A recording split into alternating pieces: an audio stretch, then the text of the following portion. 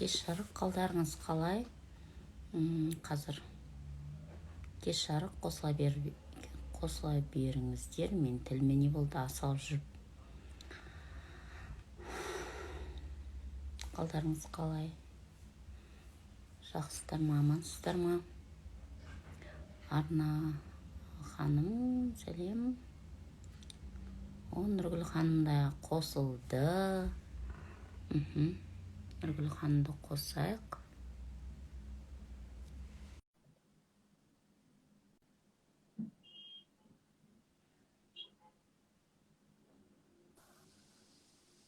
Кеш жарық. Кеш жарық, Айнұр. Қалыңыз қалай? Жақсы, менде барлығы дұрыс, бірақ все, теперь көрінді. Көріндің ба? Я көрінді, шүкір. Мынау. Кеш жарық, Айнұр, кеш жарық. Қосылып жатырған. Кеш жарық. Бірден бастай берейік, бірден бастап, сосын сұрақтарды артынан болса қоя жатар, бізге сосын сақтап қояйын эфирді барынша.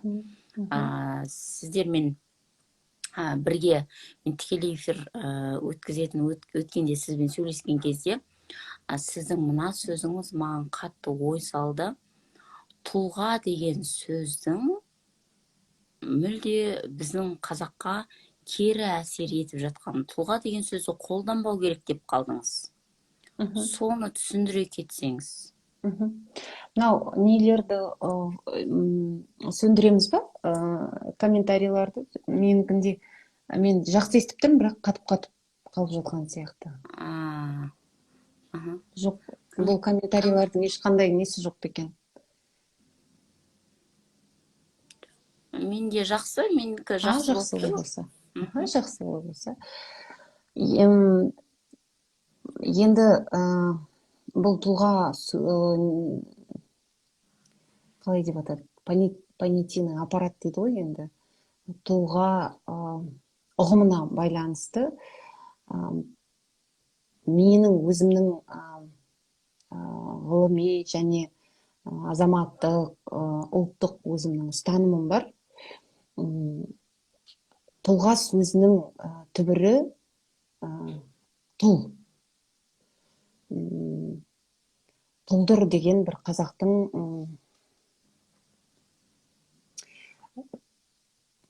мағынасы өте ауыр сөз деп айтуға болады.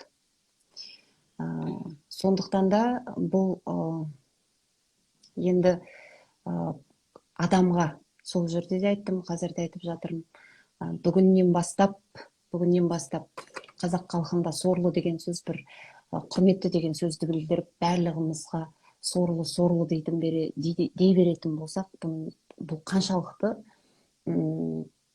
халықты сорлы етіп жібермей ме? Әрине сорлы етіп жібереді. Міне сондықтан да бұл адамға бағытталған, адамға қатысты қазіргі таңда ең бір шығар биіктің ең шыңын тұлға әкеліп тіреп қою дұрыс емес деген пікірдемін. Сонымен бірге бұл жалпы Абайдың, Мәшһүр Жүсіптің, Шәкәрімнің, Жүсіпбек Аймауытовтың шығармаларына осы адамның жанын зерттеуге байланысты, адамның жанына қатысты, психологияға қатысты осындай еңбектерін алып қарайтын болсақ, бұл жерде тұлға деген бұндай конструктпен кездестірмейміз біз.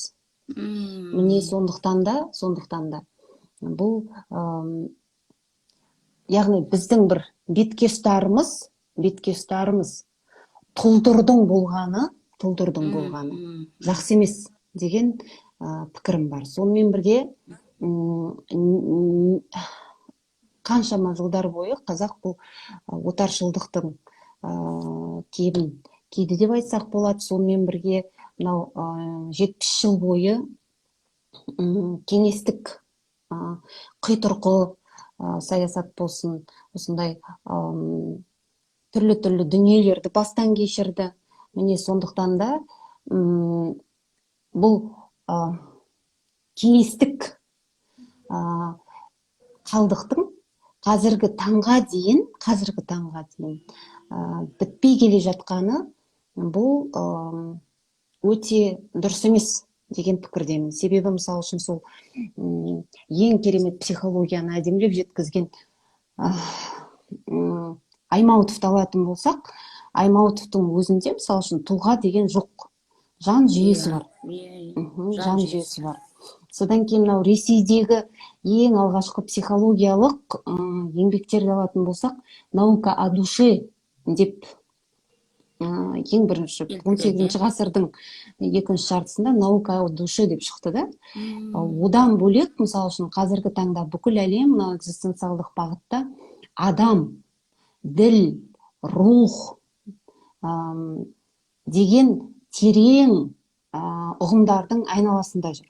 Адамға, мысалы үшін, бұндай бір тұлдыр деген сияқты, адамды тұлға деген сияқты конструкттарға тығып қойға қарсы. Міне осындай өзіміздің халқымызда терең ұғымдар бар.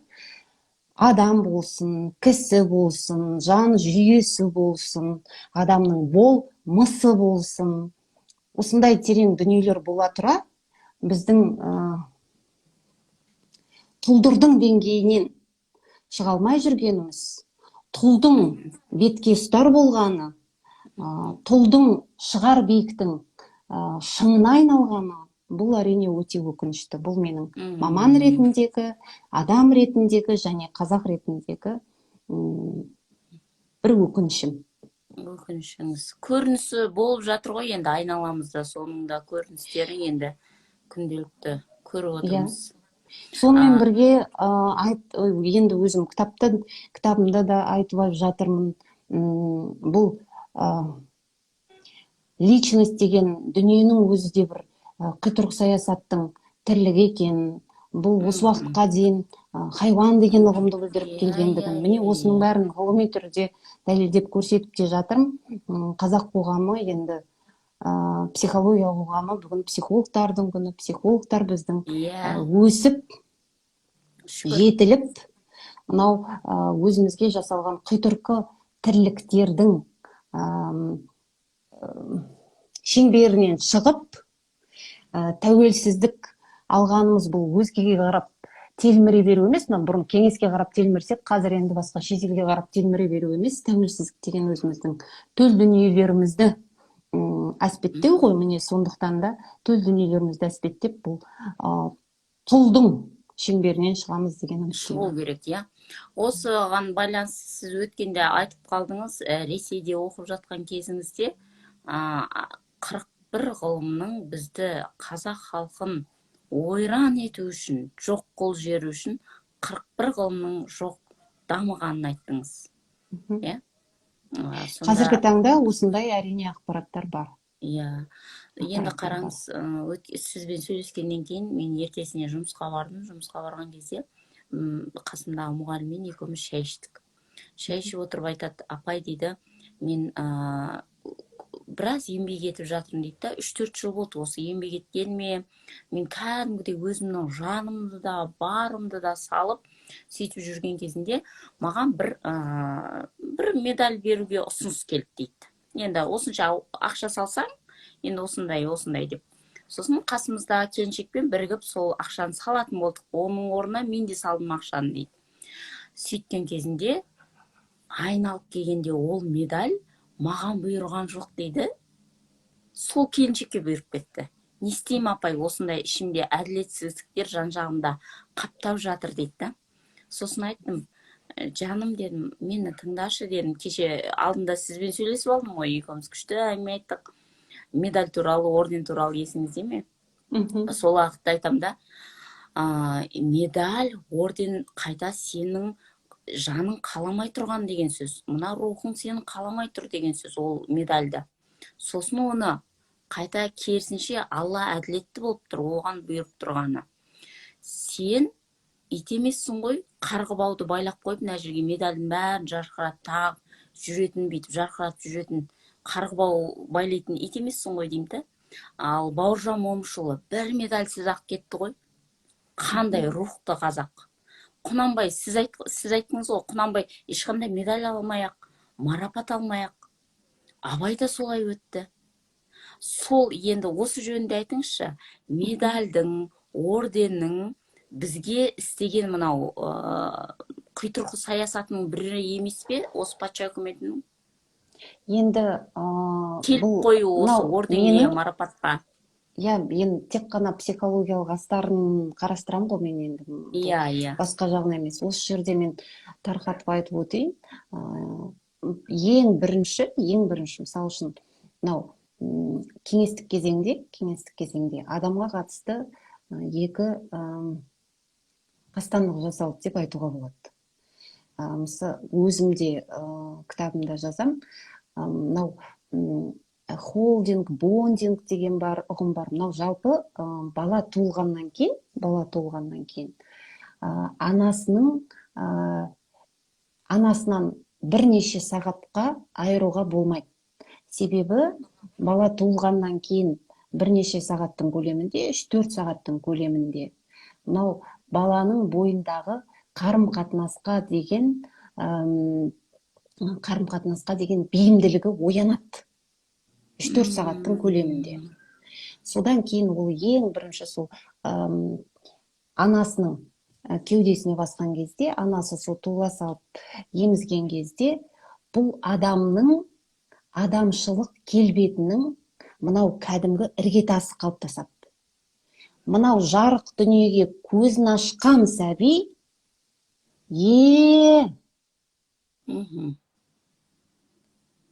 тәттімен мамық мені күтіп тұр екен ғой деген ой түйеді. Сондықтан да әлемдік, енді ол Спок деген баяғысы 40-шы жылдар, 50-шы жылдар. 73-ші жылы, 75-ші жылдары әлем мынау бала туылғаннан кейін баланы анадан айырмау туралы манифест жасаған әлем. Баланы анадан айырмау керек. Туылды ма, ананың кеудесіне салу керек деп. Ал енді қараңыз. Кеңестік кезеңде баланы туыла салысымен 3-4 сағат боксқа апарып тастайды. Тастай, ешкім жоқ, басқа жоқ, қойын жоқ, емшек жоқ, кеуде жоқ, тағы басқа жоқ. Ал енді қараңыз. Жып-жылы жаңа бір, мысалы үшін, бұл құрсақ деген қандай дүние да бала үшін? Бәрі келіп тұрған, бәрі ағылып төгіліп тұрған, керегінің бәрін алады, мысалы үшін, жып-жылы орта. Ал енді мынау сап-салқын, сұп-суық әлемге келген кезде 3-4 сағатқа дейін, мысалы үшін, сіз біреудің үйіне барыңыз, 3-4 сағат кетпей ме сіздің де, мысалы үшін, етіңіздің үйренуіне? Ал егер анау 3-4 сағат бойы тастай бір қабағы түйілгенмен цемент тамда отыратын болсаңыз, сіз қандай ой түйесіз? Ересектің өзі, мысалы үшін, да? Міне осындай кезде осы ана мен баланы ажырату, бұл адамзатқа жасалған қастандық. Міне осыны әлем 70-ші жылдар бас тартқан кезде, біздің кеңестік кезеңде соңғы уақытқа дейін қарым-қатынастан бас тартатын балалар кәдімгі поголовно деп айтайықшы, бәріміз сондай бір, мысалы үшін, перинаталды психологияда бұл баланың дүниеге келуі ең үлкен бір кризис болып саналады. Осындай бір дүниені әрбіріміз басымыздан кештік. Бұл адамзаттың қарым-қатынасқа сенбеу мәселесін туындатады. Бұл бірінші мәселе. Екінші мәселе, мынау адамның әлемге деген сенімі, ғалымдардың айтуы бойынша, психология ғылымының айтуы бойынша, мынау туылғаннан бастап 1,5 жасқа дейін орнайды. Мынау әлемге сенуге бола ма, сенуге болмай ма? Сондықтан қазақ айтқан, ана көрген тон пішер. Тон пішу деген, бұл кроить ету емес, тон пішу деген қазақтың тон пішеді. әлем туралы өзінің ілімін, білімін қалыптастырады. Әлем туралы өзі тон пішеді. Міне осыны бізде психологияда 1,5 жасқа деген осы әлемге сенуге бола ма, сенуге болмай ма, соны қалыптастырады екен. Сондықтан да 1,5 жасқа дейін баланы емізудің маңыздылығы осында. Қарым-қатынасқа түсу мынау қабілеті сол туылған сәттен бастап 6 айдан 1,5 жасқа дейін толығымен орнап шығады баланың. Көрдіңіз бе? Ал енді қараңыз. 1,5 жасқа дейін кеңестік кезеңде үйде отырған ана жоқ. Туды 2 айдан кейін жұмыс. Мысал үшін. Одан бөлек кеңестік кезеңдегі яслилер, 5 күндік садиктер. Яғни бұл дегеніңіз мынау жетімді дайындауға, жетімді өсіруге деген тұрпайы, сұрқия, қитұрқылық іс-әрекет, адамшылыққа жатпайтын. Көрдіңіз бе? Міне қолдан жасалған. Ал қазақтың өзінің психологиясына келетін болсақ, бұл қазақтың психологиясында барлығы адамшылықты ашумен адамды адам етуге бағытталған. Міне осындай қитұрқылық, сұрқиялық дүниелер бар. Ал енді бұның бәрін мен неге сонау арыдан созып отырмын? Яғни кеңестік кезеңнің адамға жасаған билеу үшін, билігін жүргізу үшін адамға жасаған осындай сұмпайылық іс-әрекеті, бұл әрине бір сұмдық дүние. Тура сол сияқты менің айтқым келген. Мен өткенде де бір Ержан Жаубайға осы жетімдік мәселесімен үлкен бір сұхбат болды, ютубта болу керек. Айтайын дегенім. Мен айтамын да, осы бізде медаль деген болды ма? Өлтірік шешен болғаннан кейін өлтірік шешен. Қорқыт. Абай.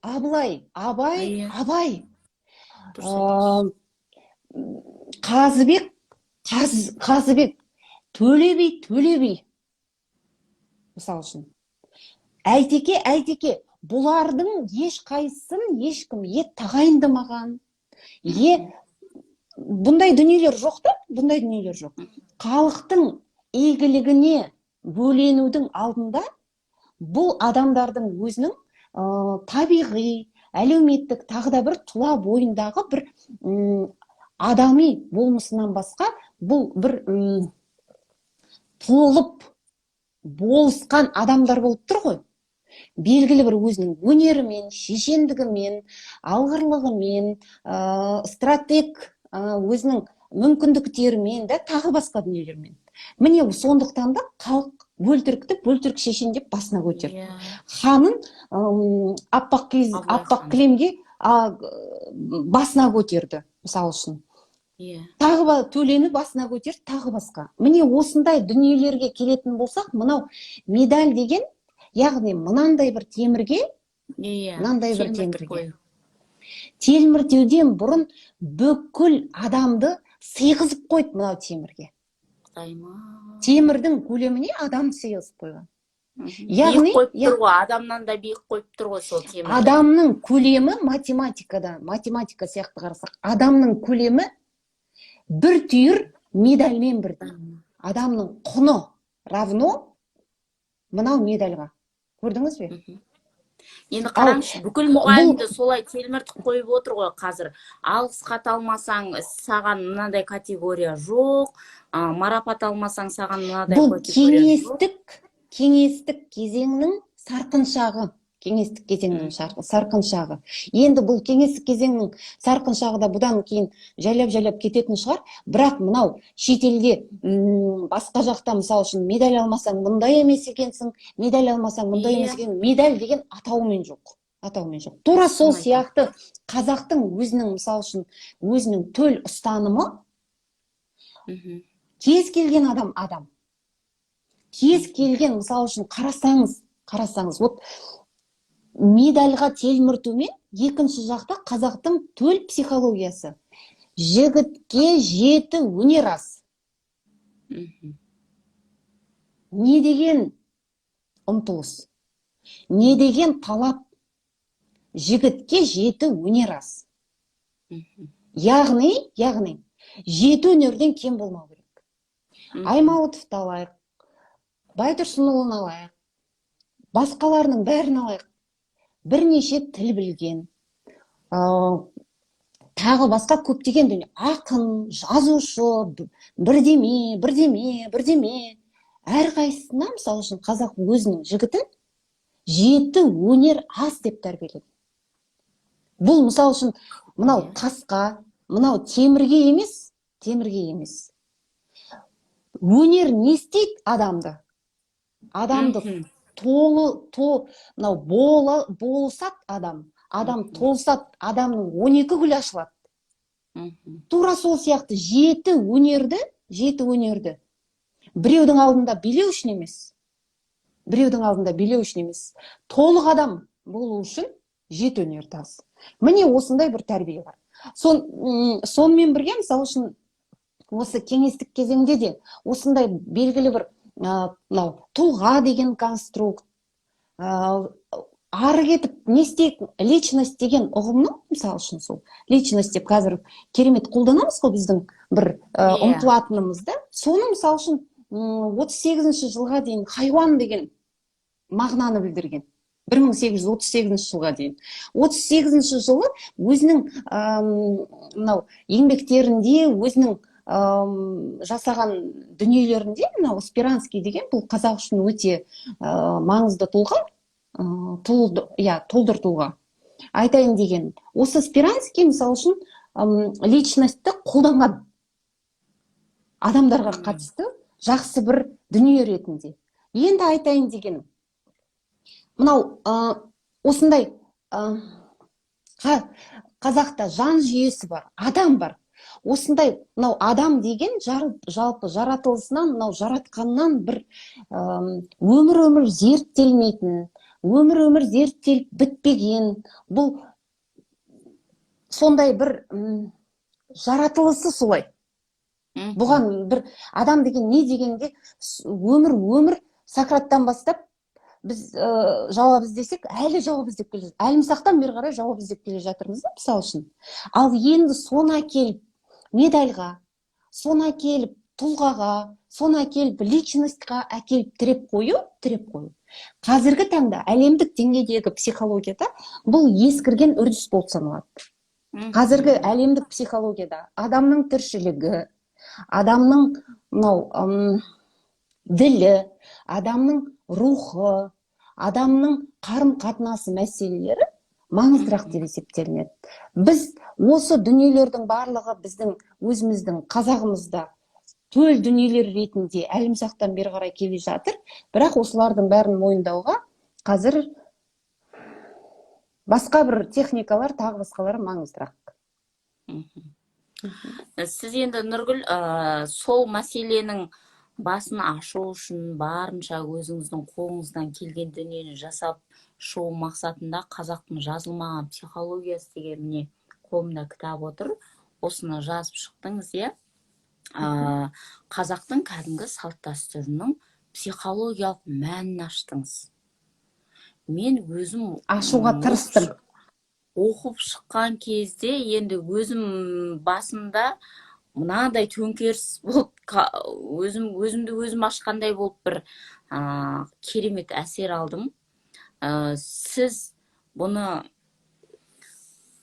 қаншалықты өзіңіз айтып шығыңызшы, қиын тиген жоқ па сізге қазақтың салт дәстүрін жазу, психологиялық мәнін ашуға тырысу сізге не үшін, не себеп болды деген нәрсені айтсаңыз?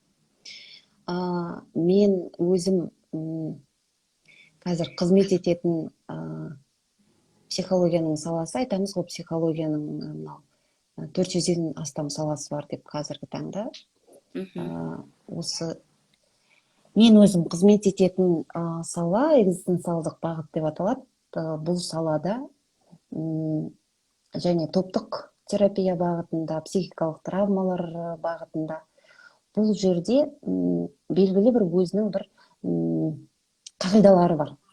қатып қалмаған, бірақ терең қағидаларға. Ең бірінші қағидасы мына экзистенциалдық бағытта адам өзінің мынау тіршілік ету барысында ділін ашуға негізделуі керек дейді.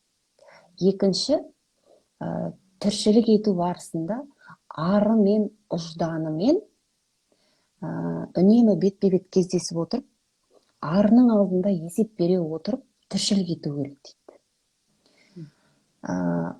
Бұл енді бұл кітаптың жазылуы енді осы уақытқа дейін психологтар маған айтты, неге диссертация етіп жазбадың деп.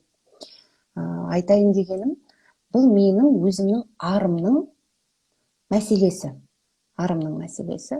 Осы уақытқа дейін, мысалы үшін, топтық терапияны мен Латвия мемлекетінде алдым, экзистенциалдық анализді әлі күнге дейін, мысалы үшін, бұл веналық ілім алып жатырмын.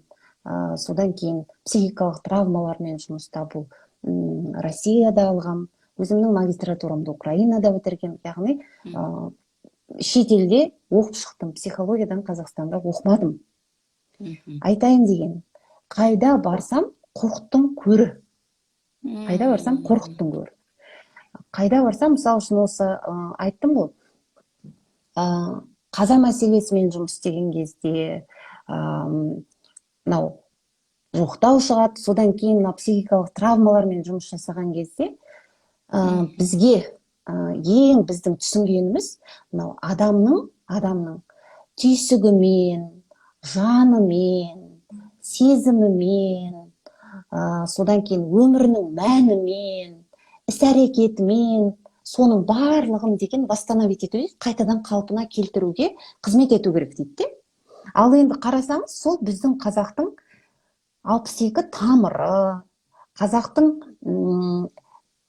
әрекеті, қазақтың өмірінің мәні, жаным арымның садақасы, малым жанымның садақасы, барлығы осындай әңгімелердің төңірегінде. Әйтпесе, мысалы үшін, осы бала психологиясын алатын болсақ, қазіргі таңда менің келіп бетіме ешкім ештеңе дей алмайды. Мысалы үшін, әлемдік деңгейде бала психологиясы бір ғана мақалдың шеңберінен шыға алмай жүр деп айтуға болады.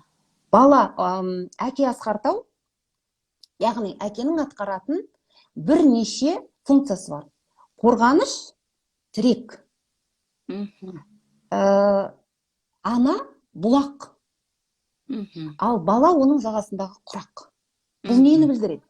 Баланың әлеммен қарым-қатынасын орнатуы, мынау 3 сағатта қалыптасады, мынау дүниеге келгеннен кейін, содан кейін 1,5 жасқа дейін қалыптасады дедік қой. Яғни мынау бұлақтан су ішу арқылы, яғни анамен қарым-қатынас арқылы бала өсет, бала толсат, бала қарым-қатынасқа түседі.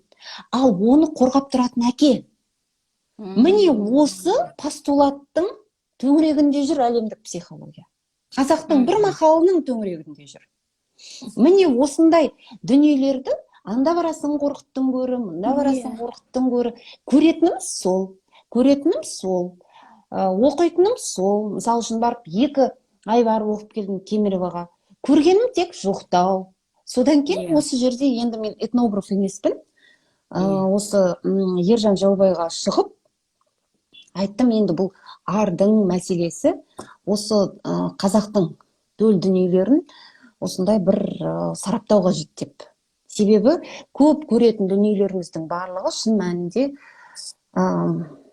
біздің қазақтың салт дәстүріне көп ұқсас келеді екен деп. Мен шынымды айтайын, кітапты бастаған кезде салт дәстүрді кейіннен мен психотехнология деп атайын деген, іш ұйықтасам түсіме кірген жоқ.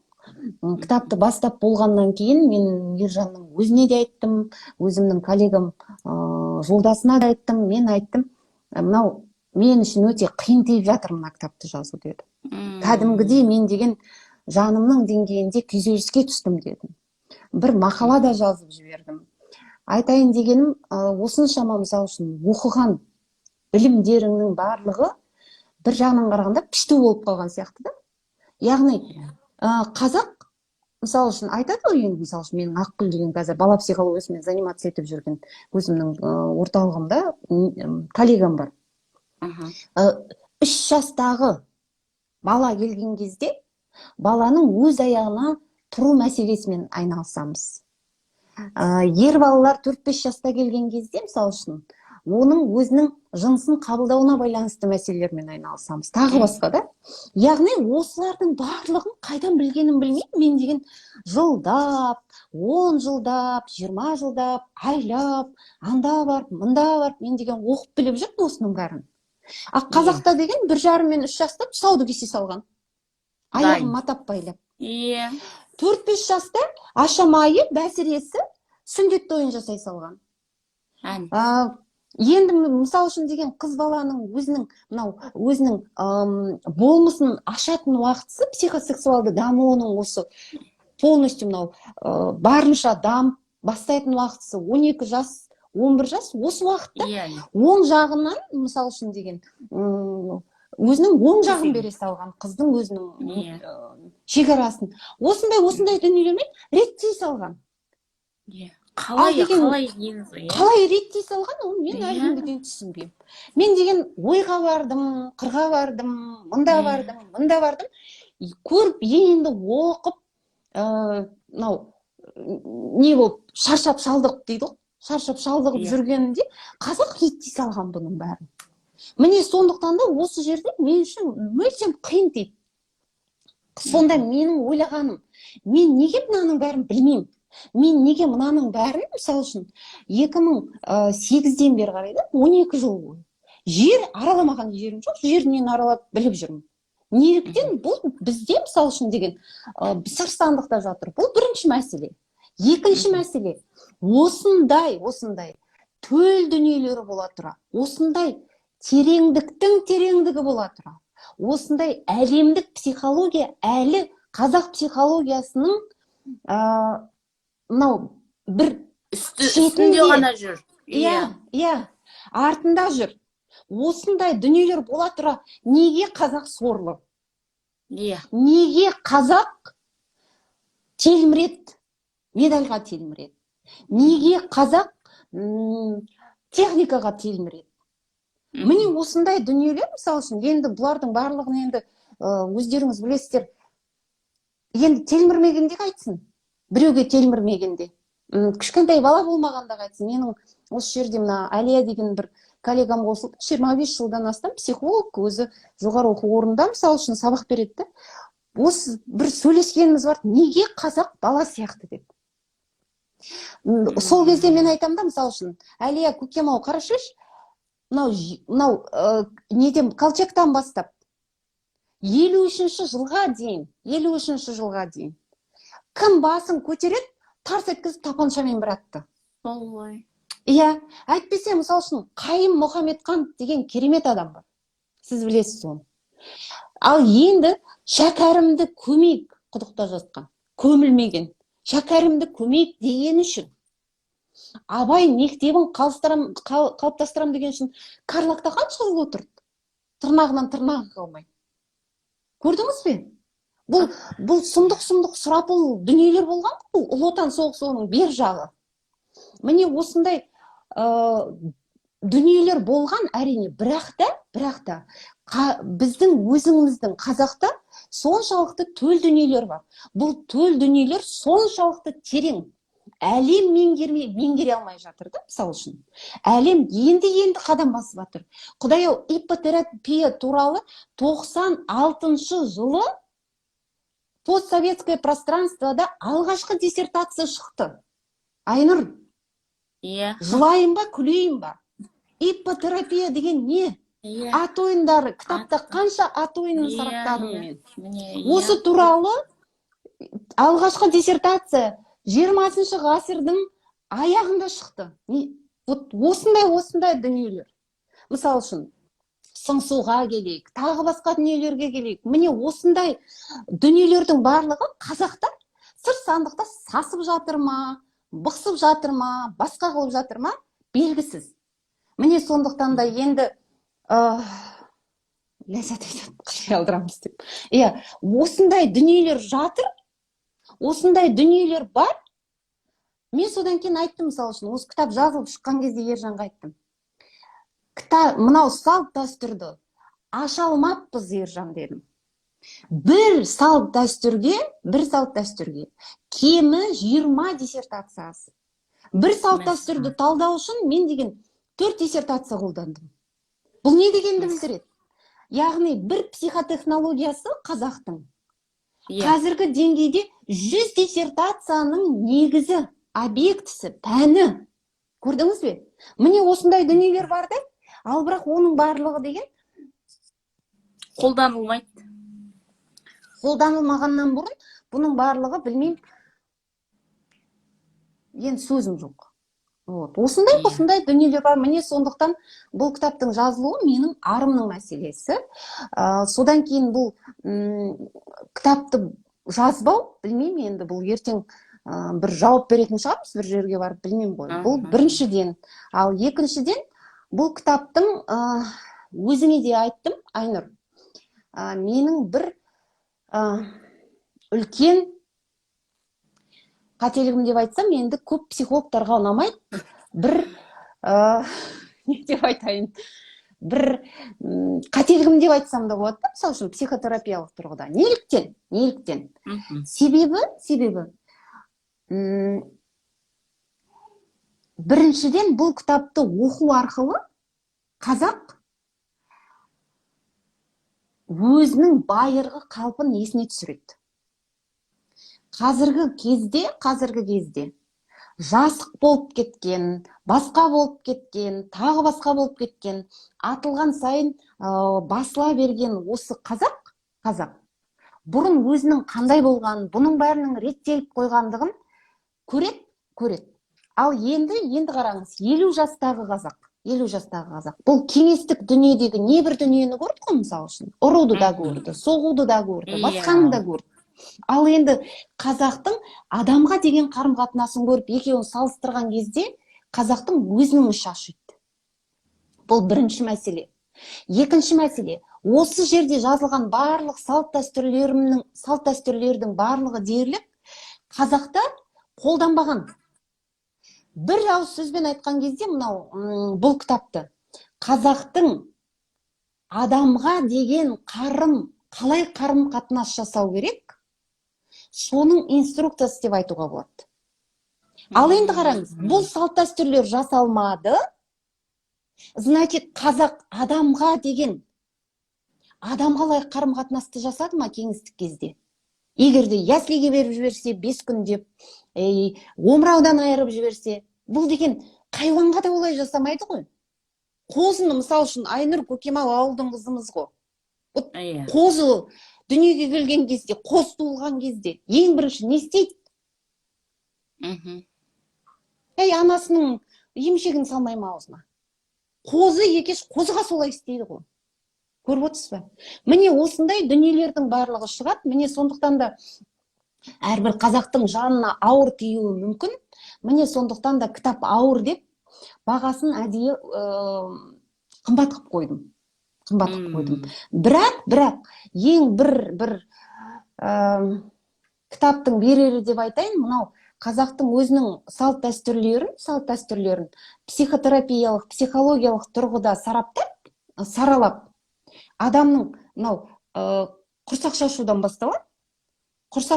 бастап, басы жерге жеткенше, жер бесікке жеткенше, өмірін психологиялық тұрғыда талдаумен осы адамның өмірінде болатын психологиялық құбылыстарды қазақ салт дәстүрі арқылы қалай реттеген, осыны бір ұштастырып бердік деп айтуға болады. Реттеп алған, соны түсіндіруге тырыстық деп айтамын. Сонымен бірге, мысалы үшін, көптеген дүниелер ауыр тиетіні әрбір оқыған адамға. Менің кейбір оқушыларым, мысалы үшін, әлі күнге дейін оқу ауыр тиіп жатыр да. Ал енді айтайық, жар. Осы жерде кім білет жар-жардың не екен? Ілуде біреу білет жар-жардың не екен? Бұл нені білдіреді? Сол кеңестік кезеңнің тағы басқа дүниелердің бір жасағанын білдіреді. Ал жар-жарға келетін болсақ, бұл деген бір керемет психотехнология екен. Үйдің ішінде тұрмысқа шығайын деп отырған, ұзатылайын деп отырған қыз, үйдің сыртында алып кетейін деп отырған жігіт, екеуі деген айтысады. Ой, ой, ой, ой, ой, ой, ой, мен деген тұрмысқа шығып бара жатырмын, әке шешем үйде қалып бара жатыр, мен енді ана жақта жетімсірейтін болдым ғой дейді. Сол кезде ер жігіт уәде береді. Көкем ау, көкем ау, көкем ау, сенің әке шешең осында қалса, ана жақта атаң мен енең бар. Мына жақта, мысалы үшін, мынауға, то есть қыз жоқтаса, сол жоқтаған дүниесін ұл, мысалы үшін, уәде етеді екен. Осындай екі жастың арасындағы үйдің ішінде шықпай жатып, қыз ер жігітке талаптар қояды. Маған анау сенің отбасыңа барған кезде мынау керек деп. Мынадан айырылып бара жатырмын деп. Соны ер жігіт қанағаттандыру керек екен де. Міне бұл деген тұнып тұрған психотехнология. Міне осындай төл дүниелерді енді мына жерде сұрақтар болып жатыр ғой, қалай қалпына келтіреміз деп. Сондықтан кітаптың алғашқы бетінде мен жаздым. Салт дәстүрді сақтайық деп оттамай-ақ қояйық. Қазақ болып қалам десе, және қазақ адамдығын сақтаймын десе, оған көмектесетін жалғыз салт дәстүр. Ал басымды кесіп алсаңыз, басымды кесіп алыңыз. Тілімді кесіп алсаңыз, тілімді кесіп алыңыз. Енді мұсылман діні қаптап бір уақыттар келген кезінде біз тек қана Аллаға ғана сәлем береміз, ата енеге сәлем салу ол ширк, серік қосу деген дүниелерді айтып жүрді.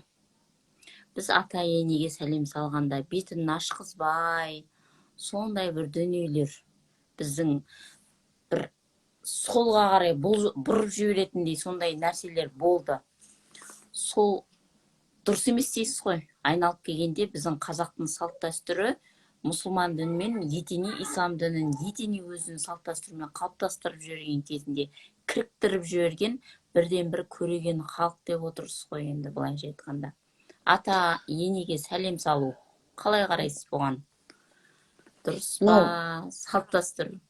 Бұл енді мынау осы жерде ләззат бар, басқа бар, дін психологиясымен айналысып отырған өкілдер бар. Мен экзистенциалдық бағыт деген шын мәнінде мынау діни бағыт болып есептелінеді. Шын мәнінде, бірақ та мынау сондықтан да енді біз бұл экзистенциалдық бағытта белгілі бір ислам тағы басқа деп дінге бөлінбейтін болғандықтан біз діни ұғымдарды көбірек қолданбаймыз. Сондықтан да мен жаратылыс, жаратқан деп сөйлейтінім сондықтан. Сенім осы мәселелерге енді бағытталған дүние ғой. Енді бұл жерде айтайын деп отырғаным, мынау иіліп сәлем салу, бұның психологиялық астары терең. Мысалы үшін, қазіргі таңда психологияның белгілі бір салалары бар. Психологияның осы салаларында иіліп сәлем салу арқылы белгілі бір дүниені жан деңгейде мойындауды білдіреді. Бұл дегеніңіз келін иіліп сәлем салған кезде осы отбасыға сіңісіп кетудің және осы отбасыға деген құрметтің бір белгісі. Сондықтан да мысалы үшін мен оны психологиялық деңгейде саралаған кезде қазіргі кездегі ғылыми психологияның өзі иіліп сәлем салуды бұл белгілі бір мойындаудың чуть ли жалғыз әдіс деп танып отыр. Оны психологияда былай деп те айтады, өзіңнің эгоңды жеңу деп. Жеңуден бұрын біреуді мойындау. Өзіңнің кездесіп тұрған құбылысыңды мойындау дейді. Қазақта мойын ұсыну деген бар ғой. Енді мойын ұсыну деген мынандай түп тамырына емес, ауыспалы мағынасы емес, кәдімгі сөз ретінде айтайықшы, мойын ұсыну. Сондықтан да бұл әдемі. тек қана, мысалы үшін айтатын болсақ, бұл мойын ұсынудың тек қана сәлем салу арқылы емес. Бұл, мен ойлаймын, дін психологиясы, экзистенциалдық бағыт, бұл формаға қарайтын бағыт емес, бағыттар емес. Бұл мазмұнға, сущностьқа қарайтын бағыттар. Мойын ұсынудың түрлі нысандары бар. Осы сәлем салу, мойын ұсыну. Ал анау мынау баласы жоқ үйдің мойнына жіп тағып, оған бұршақ тағып қоюы. Бұл да мойын ұсынудың бір түрі. Яғни жібілді мойнына. Қазақ мойнына жібілмеген. Яғни бұл өліммен тең. Яғни жаратқанның алдында мойныма жібілінді. Қалай, Иә, бірақ жаратқаным-ау, мойныма бұршақ ілдім. Ал бұршақ өседі ғой, өнеді.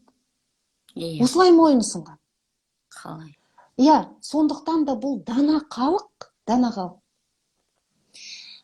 Бір формаға бағынған халық емес. Дана халық форманы мазмұнға, сущностьқа бағындырған халық. Тамаша. Бұл дана халық, мысалы үшін, қараңызшы, киіз үйдің формасы. Киіз үйдің формасы. Яғни, мұны таң атады, күн батады. Көкжиек. Иә. Ал енді менің тұратын үйімнің формасы да осылай. Бұны енді этнографтар өздері талдай жатар, бірақ менің психологиялық тұрғыдан түсінетінім, кез келген қалыпты белгілі бір мазмұнға байланысты жасаған. То есть қалыптан шықпаған, мазмұннан қалып шыққан. Бұл бірінші. Ал екінші. Мынау халықтың ең бірінші мойын ұсынғаны, бұл жаратқаннан басқа, бұл дүниеден басқа. Мынау табиғаттың заңдылықтары. Осы табиғаттың заңдылықтарына мойын ұсыну арқылы, енді бұл жайдан жай, мысалы үшін деген, ол кезде Эриксоныңыз, басқаңыз болған жоқ қой. Адлеріңіз, тағы басқаңыз. Мынау адамның 12 жыл сайын мүшел жасында кездесетін тіршіліктік дағдарыстары мәселесі қалай реттелген мүшел жаста. Әйтпесе, мынау баланың өзінің гендерлік келбетін қалыптастырудағы бәсіре мәселесі. Осы бәсірені айтсақ, мысалы үшін, балалар көзін ашқан кезде, 4-5 жасында, енді анестезия деген болмаған ғой, ұлы сөзде ұят жоқ. Көзіне жанын көрсетіп тұрып, жанын ауыртып тұрып, еркектік бір белгісінде бір ең қалдырып, одан ары қарай бәсіре атап, яғни сен түйсігің денеңмен сезіндің еркек екеніңді. Екінші, малың алдыңда, осының иесісің сен. Осыған малға дүниеге ие болуға тәрбиелеп. Содан кейін өзінің ер болғандығын, сүндет тойға бәріне шақыртып, яғни әркімге бір барып, бала айтады, мен ер болдым, мен азамат болдым деп. Көрдіңіз бе? Міне осындай психологиялық терең тәрбие бар. Міне сондықтан да бұл жерде біз басқа орамалды былай тағу керек екен, иілген кезде 10 сантиметрге иілу керек екен, 22 сантиметрге, 47,5 сантиметрге иілу керек екен. Бұның бәрі қалыптың, форманың және таяздықтың мәселесі, Айнұр. Бұндай таяздықты қазаққа келіп жағуға болмайды. Ал егер соңғы кездері түрлі ағымдағылар таяздық пен қалыптың деңгейінен шыға алмай жүрсе, бұл сорлылықтың салдары. Одан басқа айтарым жоқ. Дұрыс айтасыз. Яғни, ондайды қазақ о баста өзі шешіп, кесіп, пісіп, салт дәстүрімен кәдімгідей сіңдір жіберген дейсіз ғой бойына. Дұрыс айтасыз. Сосын мынау өткен жолы жазған кезімде бір кісі маған айтты, тілашар. Баланың тілі сөйлей алмай жүрген кезінде 5-6 жасқа келген баланы нағашысының келіп мынау ішекті айналдыруы қаншалықты деңгейде дұрыс, ол қазақтың несі дұрыс па, бұрыс па, сол салт дәстүр деп сұрапты да, соған не айтасыз? Айнұр, мынау қазіргі кезде мынау жалпы осы кітапты жазу барысында менің жалғыз өзімнің, бұл психологиялық кітап, менің көп адамдар сұрайды, неге ержанмен қосақтасып жаздыңыз деп. Бұл кітапты екі адамның жазуының себебі бар. Себебі салт дәстүр мынау қазіргі кезде ауылдағы галоштың деңгейіндегідей бір дүние болып кетті. Енді білмеймін, мен одан басқа неге теңеу керек екенін. Осындай бір өте бір құрметтемейтін деңгейге түсіп кетті деп айтуға болады. Сондықтан да мынау салты, әр елдің салты басқа, иттері қара қасқа демекші. Мынау салт мынандай екен, Құдай-ау, осы Инстаграмды ашып қалсаңыз, тұсауды пышақпен кесу керек па, пышақпен кеспеу керек па? Осындай бір таяздық, білімнің жоқтығы, тағы басқа дүниелер осы салт дәстүрге келген кезде әйтеуір қырылысады да жатады. Айтайын деген, жардың өзі бұрмаланған екен, мысалы үшін. Әйтпесе сол тұсауды кескен кезде қазір тұсау кесу баланың жас ерекшелігін, балаға түйсігі деңгейінде өз аяғына тұруға бағытталған психотехнология емес, қазір мынау әмпей-жәмпейге арналған психотехнология болып кеткен. Яғни аты шулы Инстаграм үшін әнші мен басқасы, яғни аты шулыға кестіру, яғни әмпей-жәмпейге бас ию, бала айдалада. Міне осындай әртүрлі салт дәстүрдің өзінің бір тоны теріс айналып, тағы басқа дүниелері бар. Бұның барлығын мен неге айтып отырмын? Сол неліктен біз Ержан екеуміз жаздық? Осыны неге қозғап отырмын? Себебі біріншіден Ержан этнограф. Өткенде мен бір кітапты көріп, осы Инстаграмға салып, шу шықты. Кеше маған бір филолог келіп айтады, сіз деген салт дәстүрге байланысты отбасын сабауды бірдеме деп талдапсыз. Салт дәстүрді талдаған Нұргүл болса, мына дүниедегі бүкіл күнәлі дүниенің, салт дәстүрге байланысты күнәлі дүниені жазғанның бәрі Нұргүл емес, бұл туралы талдаған да жоқпын, мысалы үшін. Енді бұл жерде не айтқым келіп отыр? Бұл салт дәстүрдің қандай болғандығын кеңестің сарқыншағы білуі өте қиын. Абай кітабында салт дәстүр туралы кітап бар. Сол жерде зікірмен намаз қазақтың салт дәстүрі деп берілген. Масқараның масқарасы. Көрдіңіз ба? Бұл діни дүниелер. Ал енді осы жерде әр жерде мынау бүйтеді екен, мынау сөйтеді екен, ол көптің әңгімесі. Кеңестен білмеймін, мынау танк жүріп өткенде не қалғанын тағы білмеймін. Енді Ержан Жаубай мен өзім білетін көзі қарақты, одан бөлек мынау қазақ енді диаспорасы дейді ғой, мен Монғолияда мысалы үшін осы қазақтың салт дәстүрлерін сақтап қалған ұрпақтың ұрпағы. Сонымен бірге бұл кәдімгідей қайнар көздерден алған. Ғылыми қайнар көздерден алған. Міне сондықтан да бұл тіл ашар 6-7 жаста жасалмайды екен, 5-6 жаста жасалмайды екен. Бірінші сыныпқа баратын кезде, мынау сауат ашу кезінде жасалмайды. Тіл ашар баланың тілі шығып келе жатқан кезде, тілі шығуы кешігіп келе жатқан кезде бір үмітті білдіреді. Міне сондықтан да бұл 5-6 жаста емес, 2-3 жаста жасалатын дүние. Міне сондықтан да бұл жерде біз көп дүниелердің тоны теріс айналып келген. Әйтпесе мынау бүйтеді екен, ел арасындағы әңгіме. Баяғыда маған бір оқушым айтып еді, қазақта дін апиын деп қазақ айтып кеткен деп. Дін апиын деп қазақ айтқан жоқ. Міне сондықтан әркімнің бір сөзіне сене берудің қажеті жоқ. Бұл кітапта біз енді қазіргі таңға дейін қандай да бір ғылыми деңгейде ұсыныстар, әйтпесе қарама-қайшы бір көзқарастар әлі болған жоқ. Бұл кітапта сол тілашардың қазақ қалай жасаған, мынау баланың тілі жаңа шығып келе жатқан кезде, баланың тілі жаңа шығып келе жатқан кезде кейбір бір тілінде нүкістер болған кезде, міне осындай кезде қазақтың жасаған бір тойы және үміті деп айту керек. Осыған байланысты енді кітапта осы барлығын ашып көрсеттік. Әрбір сөзге сенудің менің ойымша бұл 7 жаста жасалады, 10 жаста жасалады деп оны сене берудің қажеті жоқ деп ойлаймын. Неге нағашысы қылғындырған шекпен дейді.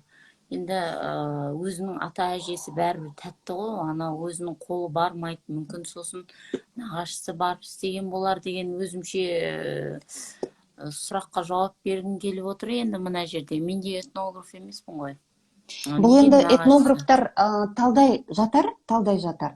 Өйткені мысалы үшін біз әрбір салт дәстүрдің астынан менің іздегенім психологиялық не дүниені көрдім, соны іздедім. Иә. Ең басты бұл тілашардың психологиялық мәні баланың тілі қай уақытта шығады. Баланың тілінің шығуына байланысты қазақтың ұстанымы. Баланың тілінің шығуына байланысты қазақтың қалт жібермей осы жас кезеңінде аңдып отырғаны. Тілдің қатынас құралы екендігін қазақтың о бастан білгені. Міне осындай психологиялық дүниелер талданды.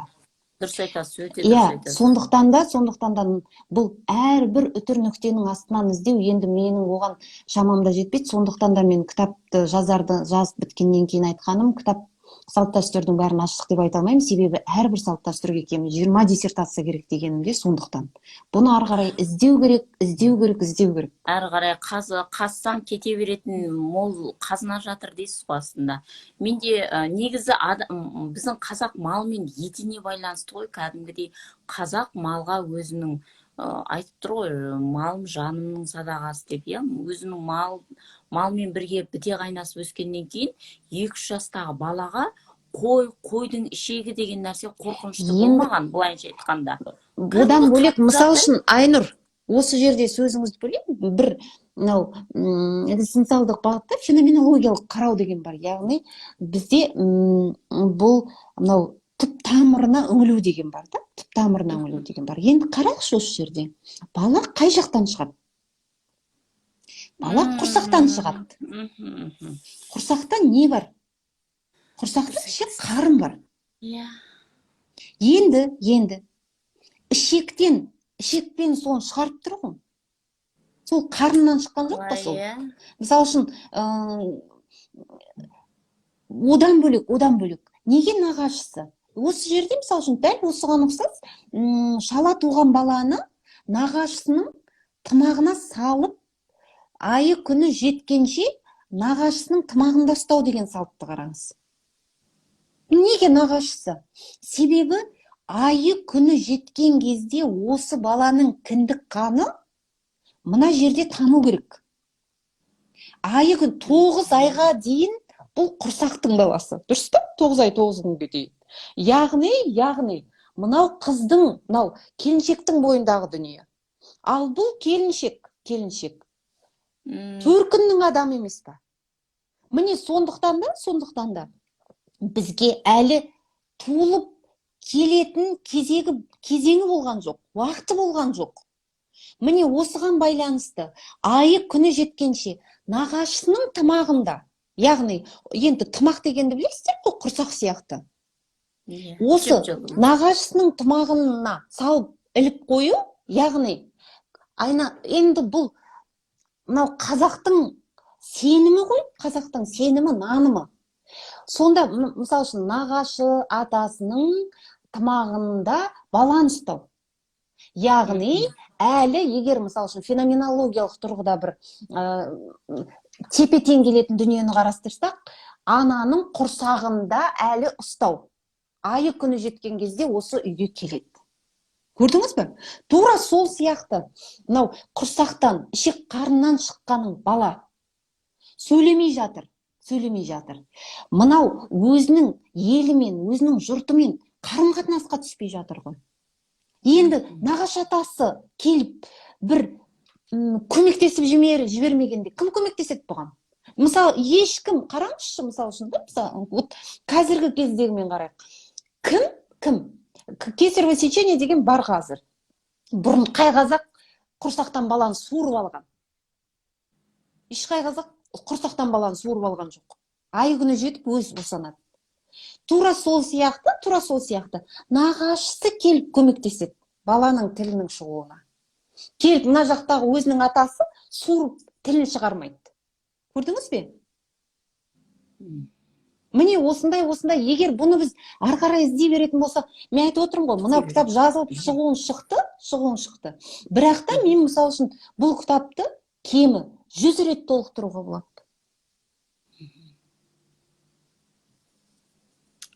Керемет. Енді осы жерде бір бағана сұрақты оқып қалдым. Қызды 40 үйден тыю деген біздің қазақта тыйым бар дейді. Соған қаншалықты Өте керемет. психологиялық мән? Өте керемет. Бұл мынау соңғы кездегі біздің сорымыз таяздық деп отырмын ғой. Ал осыған феноменологиялық тұрғыда қарайықшы. Мен мақала жаздым, осы Инстаграм парақшамда болу керек. Қыз баланың мынау балиғатқа толып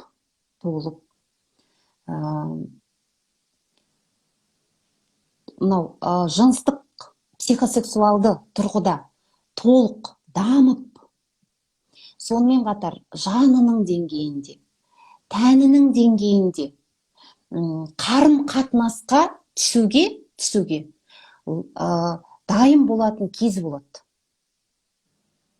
Ал енді осы дайын болатын кезеңіне дейін қызға қол сұғылса, бізде мысалы үшін қазір қылмыстық кодексті айтайын, менің ең бірінші білімім заңгер ғой. Мынау қызға қатысты зорлық-зомбылық мәселесі екі түрге бөлінеді. Против свободы дейді, және против неприкосновенности дейді. Бұл не дегенді білдіреді? Яғни, балаға деген қол сұғылмаушылық қылмыс. Екінші, адамның өзінің бостандығына қарсы қылмыс болып, екіге бөлінеді зорлық-зомбылық қылмыстары.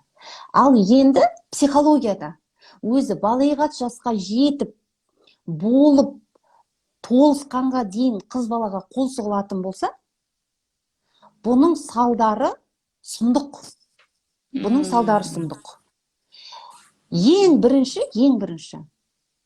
мынау сіз психологиялық деңгейде ашайын да, мынау қолым, сыртым, Айнұр. Ал менің жатырым, ішім ғой. Түсініңіз ба? Сол қыз мынау сыртын да қорғай алмайды. Сыртын түгілі, мынау ішін де қорғай алмайтын болып тұр ғой. Көрдіңіз ба? Осындай күй кешеді. Мынау қыз баланы зорлаған кезде. Мынау қыз өзінің әлсіздігін сорлылық деп ұғынады. Мен сонда мынау сыртымды қорғай алмайтынымды осы уақытқа дейін білдім.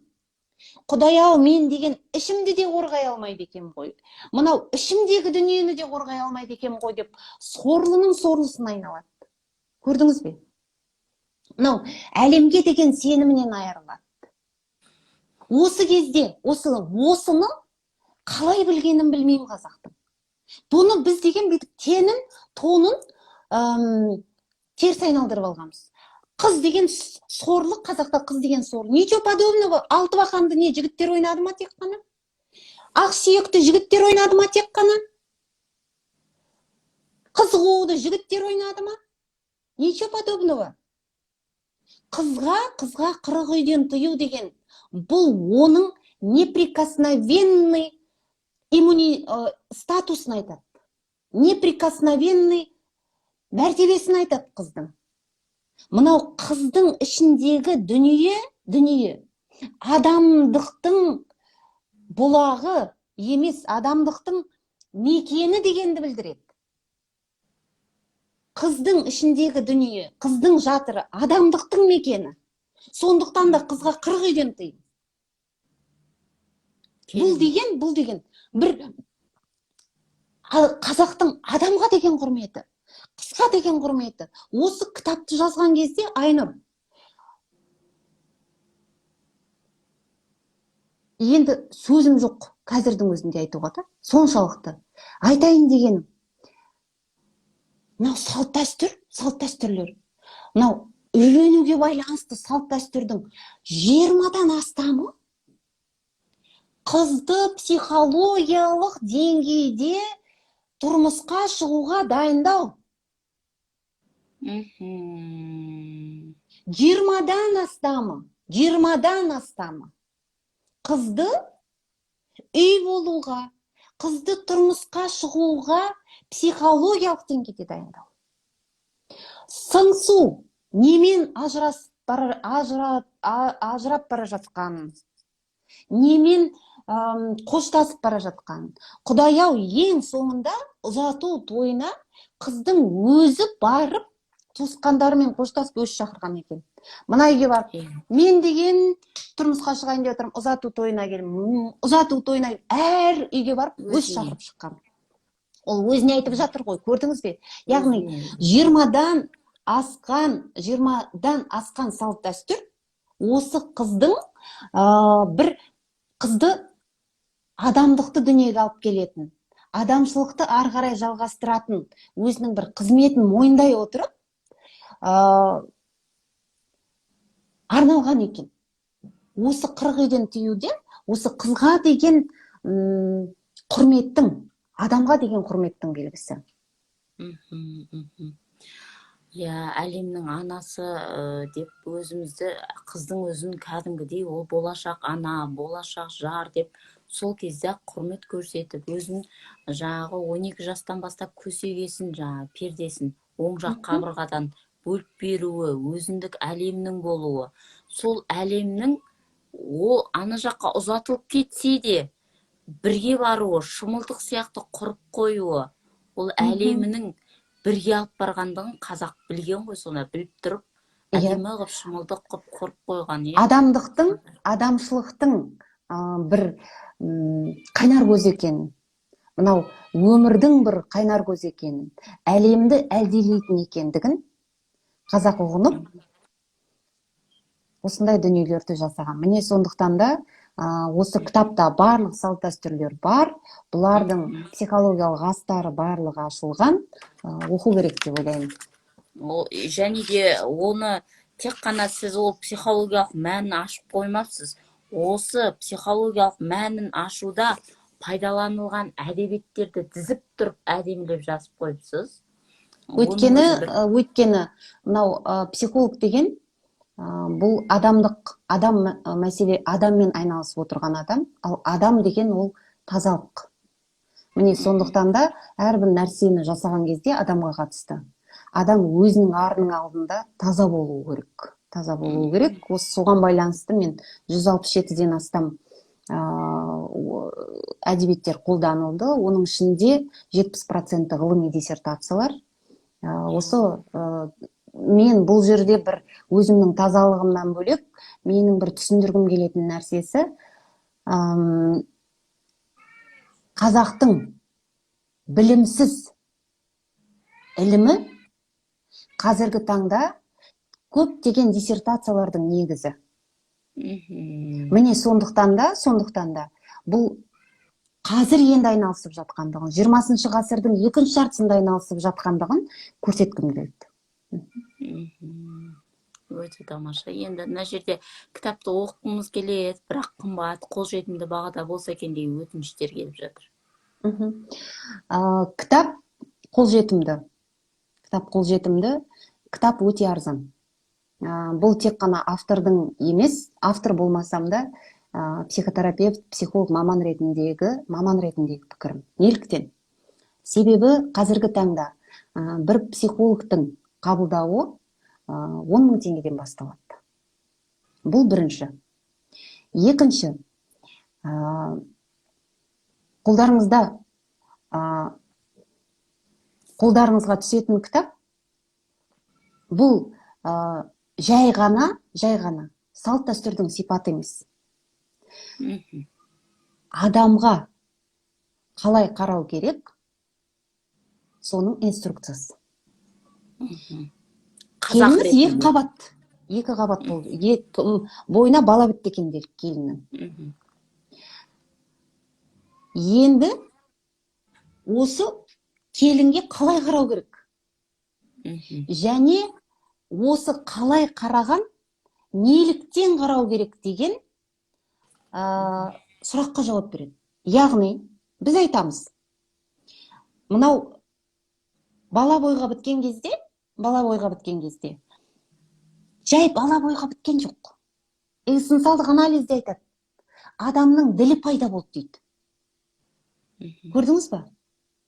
Адамның ділі құрсақта пайда болады. Түйсігі 12-ші аптада пайда болады.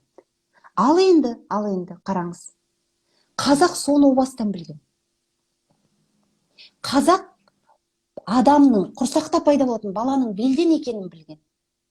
Осы өмір мен мысал үшін бір тағамды жемесем, жерік болып, сол жерігін қандырған кезде әйелдің ғана емес, балаға деген құрмет көрсеткен. Көрдіңіз бе? Міне сондықтан мынау бала бойға бітті ма? Осы адамға қалай қарау керек деген ол қазақтың психотехнологиясы ретінде көрсетіледі. Ал осы психотехнологияның ғылыми негізі бірнеше диссертацияларды пайдаланып, әлемдік диссертацияларды пайдаланып, қалай қарау керектігінің неге деген негізі мен психолог ретінде талдаймын. Міне сондықтан да бұл жердегі 167 қолданылған әдебиеттерді сіз оқымайсыз. Одан бөлек, бұл тек қана бала бойға біткенде. Содан бастап, жер бесікке жеткенге дейінгі өмірлік адамның тіршілігі, экзистенциясын қазақ реттеген екен. Осы реттегенді сізге сипаттап бере салған жоқпыз. Оның әрқайсысын бірнеше диссертацияларды қолдана отырып, талдап, әрбір жаста болатын ерекшеліктер. Неге 49 жаста осындай бойыңызда дүниелер болады? Неліктен тұрмысқа шығарда қыздың бойындағы психологиялық жағдайы? Сізге кәдімгідей нұсқаулық беріп отырмыз. Міне сондықтан да кітаптың бағасы ең төменгі бір консультацияның бағасымен бірдей. Өте арзан. Сол жасөспірім 13-те отау иесі деген жай ғана айтыла салған сөз емес екенін, жай ғана оның да өзіндік психологиялық мәні бар екенін әдемілеп ашып бергенсіз мына жерде. Мен өте риза болдым, өйткені өзімде 13-те, балам 13-те, жасөспірімдік өзіндік белгілері, өзіндік психологиялық басқаша көңіл күйде, тез ренжіп қалу, тез басқаша көңіл күйге түсіп қалу деген сияқты нәрсенің барлығы. Осы кезеңде қандай психологиялық феномендер бар, құбылыстар бар. Содан кейін осы кезеңде қалай қарау керек, осы кезеңде қандай функцияларды бала шешеді. Яғни бұл жерде бір жай салт дәстүрдің сипаттамасы емес қой. Бұл жерде психологиялық деңгейде адамға не істеу керек, адамға қалай қарау керек. Мен мысалы үшін осы кіріспесінде жазам. Менің бар үмітім, әр қазақ психологқа телміруді тоқтататындай жағдайға жетсек. Әр қазақты салт дәстүрді осындай терең аша отырып, психологқа телміртуді тоқтатуға болады. Бұл менің ойымша, көзім тіріде жасалмаса да, менен кейінгі ұрпақтың жасай алатын дүниесі. Ал бұл туралы менің өзімнің білімімді пайдалану 5 мемлекетте алған. Бұл менің арымның алдындағы мәселе. Өте тамаша, Нұргүл. Сізбен өткенде сөйлескенде қазақта құл болмаған деген сөз маған өте қатты әсер етті. Сол сөзді тағы да бір айтып кетсеңіз, қазақта құл болмаған. Ұнап қалды маған. Құлдық санаға айтып қойып тұр ғой бізді. Мен енді тарихшы емеспін. Менің өзімнің ең бірінші апам тарихшы. қазақтың егер мысалы үшін формациялық тағы басқа деңгейде деп айтады ғой, құл иеленушілік дәуір қазақтың басынан өтпеген. Құл иеленушілік дәуір деген қазақтың басынан өтпеген кезең. Міне жатақ сондықтан да, қана болған деймін. иә, сондықтан қазақ құл болмаған. Бұл бірінші, бұл тарихи жағынан алатын болсақ. Екінші, қазақтың қазіргі жасықтығы бұл құлдық сана емес. Мгм. Қазақтың өзінің ізет деген табиғи дүниесі бар. Мгм. Ізет көрсету, құрмет көрсету, мойын ұсыну. Өйткені өзінің орнын білген ғой. Орнын білген. Сондықтан да біреуді аузын алты қараша ашып, біреуді дәлелдеу деген қазаққа жат дүние. Өзінің орнын білген, кірпіш болып қаланған, біреуге бірдеңені дәлелдеудің орнына тыныш тіршілігін момын халық. Ал енді Керемет. ізеті бар, құрметі бар. Ал енді қараңыз, тарсылдатып басын көтергеннің барлығын ата берсе. Не істейді ол? Иә. Құлдық емес. Бұл жерде ізет пен құрмет жасықтыққа айналады. Жасықтыққа айналады. Алайда, неліктен қазір мысалы үшін осы салт дәстүр психологиясын дамыту керек деп. Салт дәстүр психологиясы деген, если что, бұндай ұғым психологияда жоқ. Оны мен шығарып алғам. Айтайын деген. Мынау бір жағынан 100 жылдың ішінде ойран топан болған бар біздің тәжірибеміз. Ал біздің өзіміздің қанымыз бар. Өзіміздің тазалығымыз бар, өзіміздің рухани діліміз бар. Осы дүниемен мынау сана деңгейіндегі алған дүние бір-бірімен қазір сұмдық соғысып жатыр. Бұны бізде мысалы үшін внутриличностный конфликт деп әдемілеп ат қойып алған. Ал айтайын деген. Қазір кез келген ер мен әйелдің шиеленісін қараңызшы. Айтады күйеуіне: мал таппайсың, үйді асырамайсың. Ал осы жерде осы пікірдің өзі қарама-қайшылыққа толы. Біріншіден, сорлы еркек мал тапқаны ол 1800 пәленбайыншы жылға дейін, кешегі кеңестік дәуірге дейін түздің адамы. Ал кешегі кеңестік дәуірде Терешкова апам мен Жерғабар барып айтпасын, Дөнентаева апам қожа, би. Теңдік. Иә. Феминизм. Көрдіңіз бе? Ал енді қараңыз, әйел мен еркектің арасындағы қарама-қайшылық емес, күйеуге мал таппайсың деген. Әйелдің ішіндегі конфликт, еркектің ішіндегі конфликт, табиғаты мен санасының арасындағы. Әйел бірінші жағынан үйде отырып, қолын жылы суға салып, емізіп, баланы тауып, әдем болып гүлденіп, Нұргүлмен кездесуге барғандай, Айнұрмен кездесуге барғандай шай ішіп, гүлдей жайнап жүргісі келеді. Ал екінші жағынан Терешкова апам мен Дөнентаева апамның тәрбиесі бар. Отражение. 70 жыл бойы. Старысты ер жігіт емес, старысты қыз бала. Көрдіңіз бе? Міне осындай дүниелер менің ішімде конфликт болады. Екеуміздің ішіміз толған конфликт, ананың ішінде, менің ішімде конфликт, екі конфликт осылай керіскен кезде ойран топан, қыран топан, шапалақ. Иә, көрдіңіз бе? Міне сондықтан да бұл бір құлдықтың емес, қазіргі кездегі қазақтың басынан кешіп жатқандығы, бұл мынау ізеттің жасықтыққа айналу мәселесі. Екіншіден, қазақтың әлімсақтан келе жатқан табиғатымен қазақты жасалған бір саясат. Қолдан жасалған. Сол саясаттың салдарынан болған қазақта болмыс бар.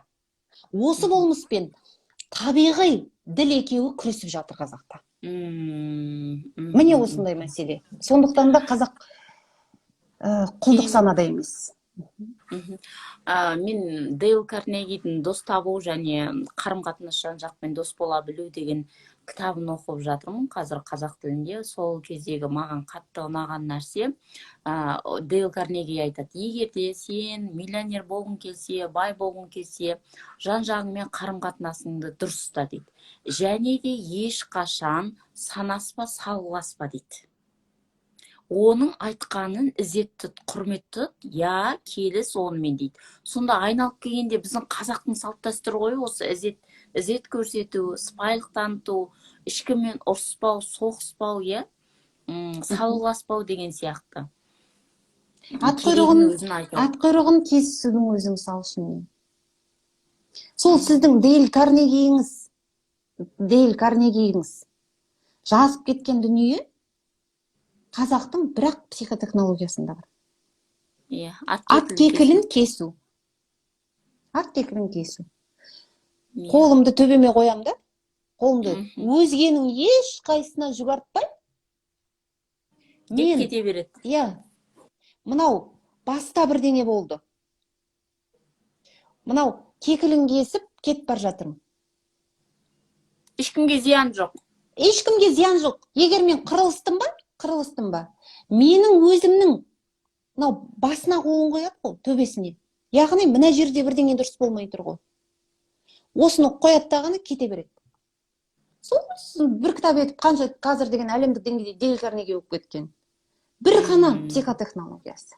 Әйтпесе, мысал үшін қараңызшы, баласы ауыр қылмыс жасаған кезде, ана сүтін көкке салу. Бізде қазір бұл қарғыс ретінде есептелінеді. Ал шын мәнінде ананың күйінуі, мен ананың өзін кінәлауы, мен баланы дұрыс тәрбиелемедім деп, менің бергенім бұл балаға жұқ болмады деп, мен бір дұрыс бере алмадым ба деп, ананың өзінің бойынан іздеуі. Көрдіңіз бе? Сондықтан да қазаққа жай ғана неғымай шығарып, жаңағыдай өкпе-ренішті шығарып, рак ауруынан өзін алдын алу. Алдын алу. Міне сондықтан да қазақ мынау біреуді кінәлаудан аулақ. Қазақ жауапты өзінен іздеген.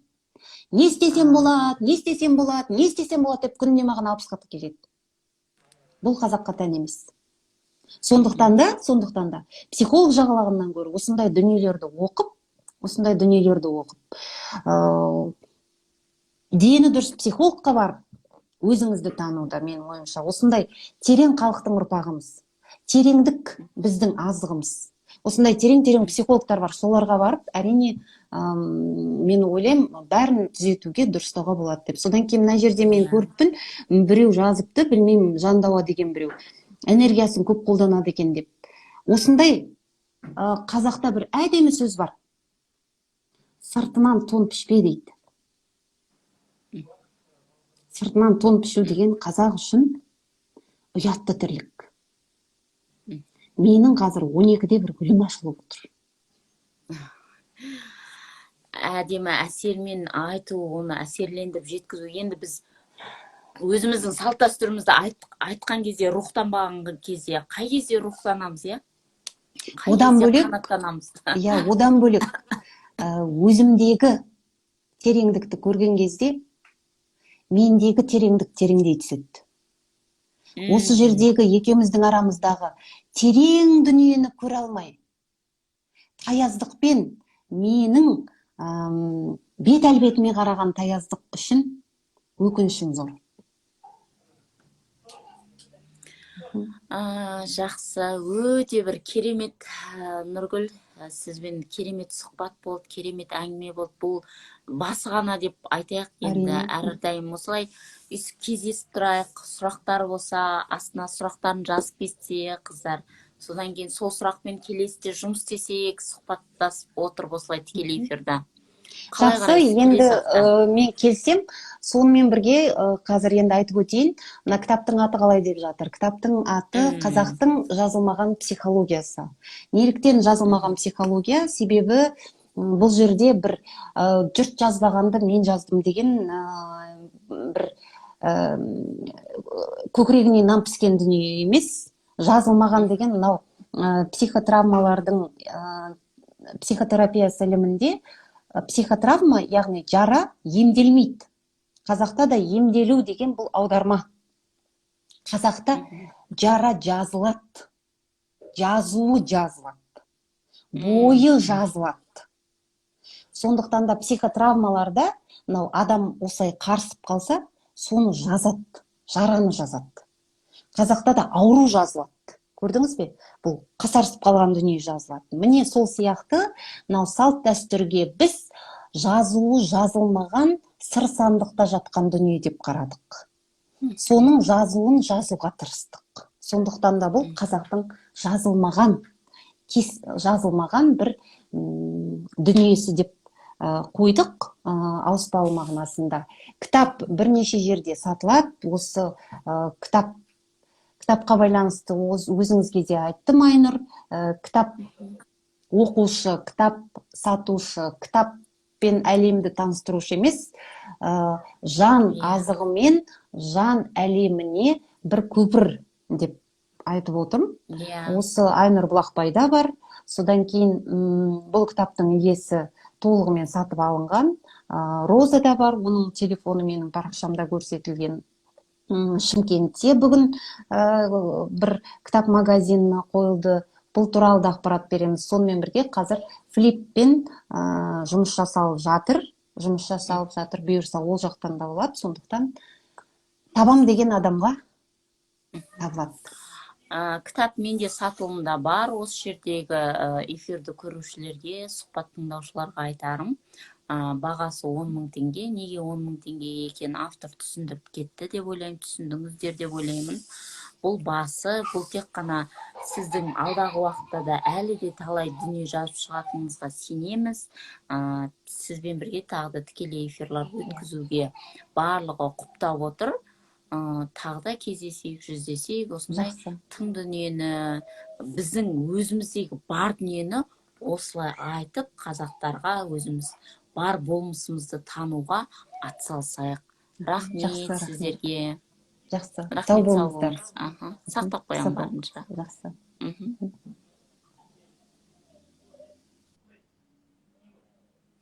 Жақсы, қыздар. Сіздерге көптен көп рахмет. Эфирді сақтап қоямын. Сіздерге де Алланың нұры жаусын. Тыңдағандарыңызға түсіндіңіздер деп ойлаймын. Біз қазақтың жазылмаған психологиясы деген кітапты талдадық, автормен әңгіме сұхбат құрдық. Сау болыңыздар.